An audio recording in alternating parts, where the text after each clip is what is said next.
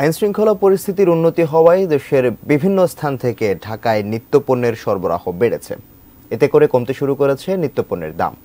তবে চলমান পরিস্থিতি উচ্চ মূল্যস্ফীতি তথা অর্থনীতিতে নতুন করে সংকট তৈরি করেছে বলে মনে করছেন অর্থনীতিবিদরা। আরাফাত ইসলাম শুভ রিপোর্ট। গত কয়েকদিনের সহিংস ঘটনায় দেশের নিত্যপণ্যের সরবরাহ ব্যবস্থা প্রায় ভেঙে পড়েছিল। ফলে রাজধানীর বাজারে জিনিসপত্রের দাম বাড়তে থাকে। কারফিউর পর পরিস্থিতির উন্নতি হয়। রাজধানীর বাজারে পণ্যের সরবরাহ বেড়ে যাওয়ায় দামও কিছুটা কমতে শুরু করেছে। সরবরাহ বাড়ার কারণে মাছের বাজার দাম কমতেছে আস্তে আস্তে। এখন কারফিউ মোটামুটি শিথিল আছে, এই জন্য মুরগির দাম অনেক কম। এখন আমার গাড়িতে চলতেছে, আলাদা মাল বড় আসতেছে, দাম কম আছে এখন বর্তমানে। বেশিরভাগ সবজির দাম কেজি প্রতি কমেছে 20 থেকে 30 টাকা। তবে নতুন করে বাড়েনি আলু, পেঁয়াজ সহ মুদি পণ্যের দাম। মাছের ক্ষেত্রেও কেজি প্রতি 50 টাকা থেকে 150 টাকা পর্যন্ত দাম কমেছে।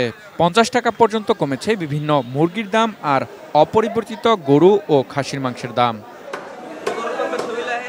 গেল কয়েকদিনের কারফিউ কিছুটা শিথিল হওয়ায় বাজারে ক্রেতা উপস্থিতি তুলনামূলক বেড়েছে। পণ্যের সরবরাহ নিয়ে অভিযোগ না থাকলেও ক্রয় ক্ষমতা নাগালের বাইরে চলে যাচ্ছে বলছেন ক্রেতারা। যেভাবে পর্যাপ্ত পরিমাণে টাকা নিয়ে আসতেছি সেই হিসেবে পরিমাণটা কমাই দিতে হচ্ছে। আগে দাম বেশি ছিল, তারপরে এই পরিস্থিতির কারণে আরো বেড়ে গেছে, তার মানে কষ্টটা আরো বেড়ে গেছে।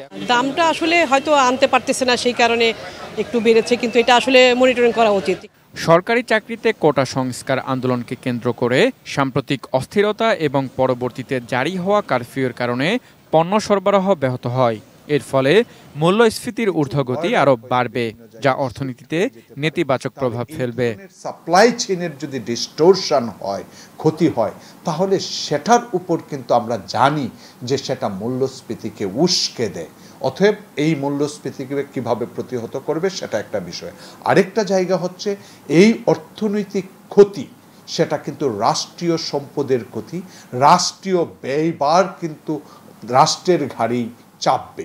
বাংলাদেশ পরিসংখ্যান ব্যুরোর সর্বশেষ তথ্য অনুযায়ী সদ্যবিদায়ী 2023-24 অর্থবছরের গড় মূল্যস্ফীতি হয়েছে 9.72%, যা অর্থবছর ওয়ারি হিসাবে অন্তত এক যুগের মধ্যে সর্বোচ্চ। আরাফাত ইসলাম শুভ, এটি নিউজ, ঢাকা।